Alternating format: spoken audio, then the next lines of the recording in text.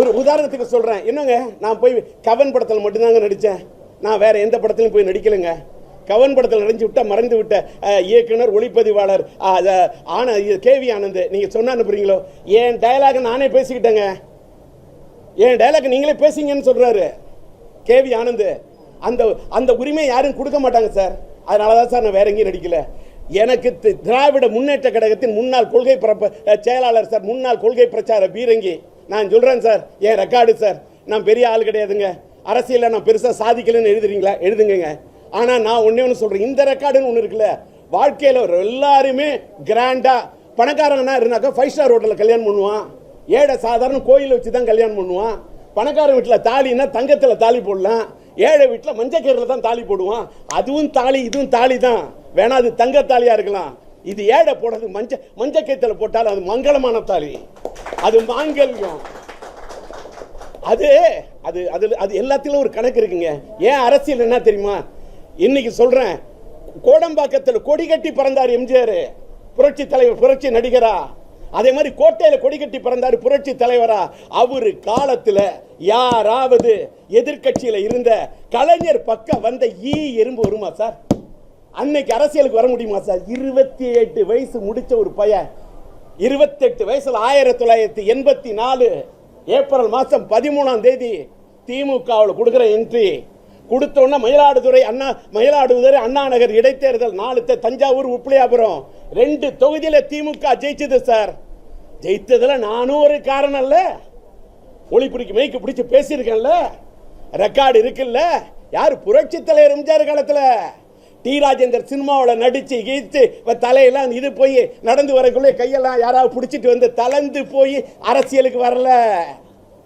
28 வயசுல வந்திருக்கேன்ல. இன்னைக்கு பேசுறேன்னா என்னோட பையனோட பிறந்த நாள் சொல்ற விஷயம் இருக்கு. 1984 புரட்சி தலைவர் எம்ஜிஆரோட கோட்டையில் இருந்தப்ப அரசியலுக்கு வந்தேன். ஏன் இவ்வளவுலாம்? 1991 தாயக மறுமலர்ச்சி கழகம் ஆரம்பிச்சேன்னா தில்லு பழனி பாராளுமன்ற இடைத்தேர்தலில் போய் நிக்கிறேன். என் மனைவி உஷா ராஜேந்தர் குதிரை சின்னத்தில் 40,000 ஓட்டுங்க, 10% மேல வாக்கு. அந்த 10% வாக்கெல்லாம் வச்சுட்டு நான் பிலிம் காட்டல. 40,000 ஓட்டு அன்னைக்கு நான் சொச்சம் வாங்கினேன்னா அது ஒன்று ஒரு ரெக்கார்டு. இவ்வளவுனா இதுக்கு இந்த கோட்டையில போய் உட்காந்து இந்த நாட்டை ஆண்ட புரட்சி தலைவி அம்மா முதல்வர் ஆகிறதுக்கு முன்னாடி பருகூர் தொகுதியில் அந்த அம்மாவை எதிர்த்து ரயில் இன்ஜின் சின்னத்தில் சுயேட்சையில போட்டியிட்டு 40,000 வாக்குகள் பெற்றேன். எங்களுடைய தாயக மறுமலர்ச்சி கழகத்தின் சார்பாக நான் நிற்கக்குள்ள திராவிட முன்னேற்ற கழகம் தேர்தலுக்கு முதல் நாள் உதயசூரியன் சின்னத்தில் நின்ன பேலட் பேப்பரில் இடம்பெற்ற திமுக வாபஸ் வாங்கினுச்சு. ரெக்கார்டா இல்லையா புரட்டி பாருங்க. இன்னைக்கு நீங்க ரெக்கார்டெல்லாம் எழுதாம இருக்கலாம். எல்லாத்த விட நான் தாயக மறுமலர்ச்சி கழகம் ஆரம்பிச்சப்ப இத்தனை மீடியா கிடையாது, வெறும் பத்திரிகை தான். தினத்தந்தி, தினகரன், தினமலர், தினமணி, இத மாதிரி சில பத்திரிகைகள்ல வந்தாதான் இன்னும் சில பத்திரிகையில மட்டும்தான் வரும். அந்த காலத்துல கட்சி ஆரம்பிச்சு 40,000 வாக்கு பழனியில வாங்கி நாடாளுமன்றத்தில் சட்டமன்ற தொகுதியில் பருகுட 40,000 வாக்குகள் வாங்கி போறான்னு. ஆனா திராவிட முன்னேற்ற கழகத்தை எதிர்த்து அன்னைக்கு திராவிட முன்னேற்ற கழகத்திலிருந்து மறுமலர்ச்சி திராவிட முன்னேற்ற கழகத்தை தொடங்குறதுக்காக மதிமுகவை தொடங்க வைகோ பிரிஞ்ச உடனே திமுகவை உடைக்கிறாரு. அத்தனை மாவட்ட செயலாளர்கள் திமுக விட்டு போயிட்டே இருக்காங்க, வருசலா போறாங்க. அத்தனை பேரு திமுகவே உடைஞ்சு அப்படியே வெள்ள மாதிரி பெருக்கெடுத்து ஓடுது. அந்த நேரத்தில் திமுகவுக்கு சோதனை காலத்தில் கலைஞர் கூப்பிடுறாரு, தம்பி ராஜேந்தர் தாயக மறுமலர்ச்சி கழகத்தை வச்சிருக்கேன் என் தம்பியே நீ வான்றாரு. போய் எனக்கு துணையா வாங்கினாரு. போய் வெள்ள மாதிரி வைகோ ஒட்ட சொன்ன வெள்ள மாதிரி பெருக்கெடுத்து ஓடினப்போ போய் போட்டேன் சார் தடுப்பான. கலைஞருக்காகவும் திமுகவும் போய் நின்ன சார் தோணை. வைகோ மேல தொடுத்தேன் சார் கண. அன்னைக்கு சொன்னாங்க டிஆர் மாதிரி யாரு இனு. ஆனா இன்னைக்கு எனக்கு கடவுள் மட்டும்தான் சார் துணை. என் கடவுள் துணை. என் கூட அந்த கடவுள் அனுப்பிச்ச தூதர்கள் மாதிரி என்னுடைய எஸ்டிஆர் ரசிகர் மன்றத்து தம்பிமார்கள் என் பையன் சிலம்பரசனுக்கு அப்பா சார், ஃபாதர் சார். இந்த எஸ்டிஆர் மன்றத்து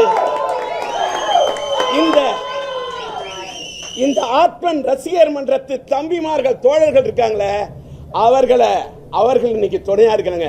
அந்த பசங்களுக்கு நான், அந்த பையன்களுக்கு நான் என்னன்னு சொல்றேன், என் பையன் மாதிரியா தம்பி என்னுடைய ரசிகர் மன்றத்தில் இருந்தவர் தான்யா. அவங்கெல்லாம் பெரிய பெரிய போஸ்டுக்கு போயிருக்காங்க. நான் தாயக மறுமலர்ச்சி கழகத்தை போய் இணைச்சேன். அப்படி இணைச்ச என்ன திமுக தான் என் தாய் கழகம் நினைச்சேன். அதனால தாயக மறுமலர்ச்சி கழகத்தை என் தலைவர் குருநாதர் அழைச்சோன்னு போய் இணைச்சேன். தப்பா? அந்த திமுக போய் கொள்கை பரப்பு செயலாளரான மேடையா பேசுனேன். என் பையன் நடிச்சது மாநாடு, நான் திமுக பேசின அத்தனை மாநாடு.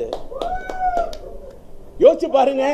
திமுக போட்ட அத்தனை பாட்டு, சினிமாவில் போட்ட பாட்டுலாம் ஹிட்டு. திமுக போட்ட அத்தனை பாட்டு திமுக கேட்ட அப்படி ஓட்டு. ஆனா அந்த டி ராஜேந்தர் இப்படி எல்லாம் கஷ்டப்பட்டன. அந்த டி ராஜேந்தர் திமுகவின் கொள்கை பிரச்சாரக என்ன தூக்கி 3 ரூபா உறுப்பினர்கிட்ட புதுப்பிக்கலன்னு என்ன கட்சியை விட்டு நீக்கிறாங்க. அப்ப லட்சிய திமுக ஆரம்பிக்கிறேன். ஆக ஒருத்தர வேற நடிகர்களோட கம்பேர் பண்ணாதீங்க. நான் எழுத்தாளர், நான் இயக்குனர், திமுகவின் கொள்கை பரப்பு செயலாளர், பூங்கா நகர் தொகுதியின் முன்னாள் சட்டமன்ற உறுப்பினர், எல்லாத்துக்கும் மேல கலைஞர் எனக்காக கொடுத்த தமிழ்நாடு மாநில சிறுசேமிப்பு குழுவின் துணைத் தலைவரா, கலைஞர் தலைவர், நான் துணைத் தலைவரா இருந்தேன். கோட்டையில இருந்தது எனக்கு ஒரு பதவி, சுடர் விளக்கு வாகனம். அதை ஈழத்தமிழர் பிரச்சனைக்காக நான் ராஜினாமா பண்ணேன் சார். ஒரு கவுன்சிலர் பதவி கூட ராஜினாமா பண்ண அந்த உலகத்துல ஈழத்தமிழர் பிரச்சனைக்காக ராஜினாமா பண்ணேன். அதுக்கெல்லாம் இந்த நாட்டில் மரியாதை இருக்காது. ஆனா ஈழத்தமிழர் பிரச்சனையை வச்சு நான் சம்பாதிக்கல சார். நான் வெளிநாட்டில இருந்து யார்ட்டையும் காசு வாங்கல சார். நான் வெளிநாட்டில இருந்து யார்ட்டையும் பணம் வாங்கல சார். ஆனா என்னோட ஈழத்தமிழ் மக்களின் மனத்தை வாங்கினேன் சார். அவங்களுடைய ரணத்துக்காக குரல் கொடுத்தேன் சார். அவங்களுக்காக பண்ணேன் சார். எனக்கு உடம்பு சரியில்லாம ஹார்ட் அட்டாக் வர்றதுக்கு முன்னாடி கூட ஈழத்தமிழுக்காக பாட்டு பண்ணேன் சார். இது என்னோட வரலாறு சார். இதை எல்லாத்தையும் புட்டு சொல்லிட்டேன்.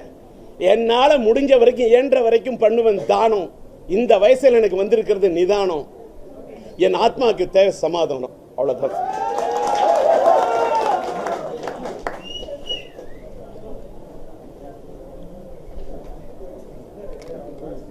அந்த துண்டை கூட இந்த ஃபேனை மறைக்காதீங்க.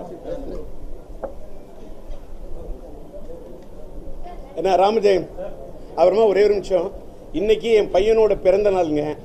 நான் விரைவிலேயே நீங்கள் இவ்வளோ விளக்கம் ஏன்னு சொன்னேன்னா, பொலிட்டிக்கலாக அது இது என்ன இருந்தாலும் நான் சீக்கிரமே பேசுகிறேன். இன்னைக்கு எங்களோட மனசு புண்பட ஒரு நல்ல ஒரு அமைதியான சூழ்நிலை. நான் ஒரு தானம் கொடுக்கறதுக்காக வந்திருக்கேன். நான் சீக்கிரமே என் பையனோட பிறந்த நாள் ஒட்டி நான் சீக்கிரம் ஒரு அறக்கட்டளை ஆரம்பிக்கிறேன்.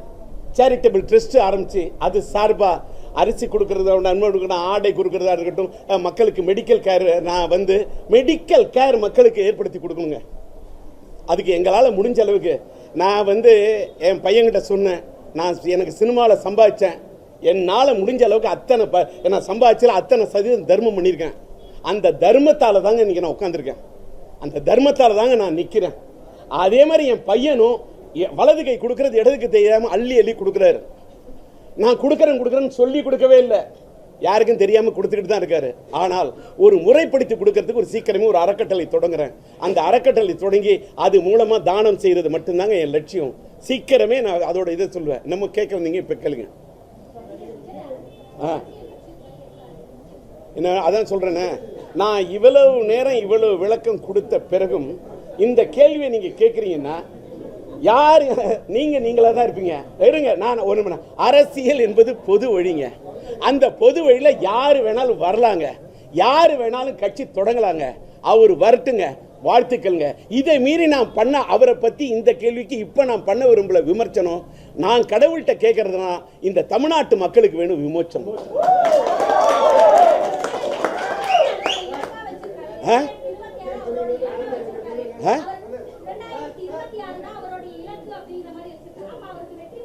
நான் இருக்கக்கூடிய இடம் 1000 விளக்கு, நான் தானத்தை பண்ணி கொடுத்துட்டேன். அத்தனை விளக்கம், அந்த விளக்கத்துக்கு அவருக்கு ஒரு இலக்கு, எனக்கு ஒரு இலக்கு என்ன.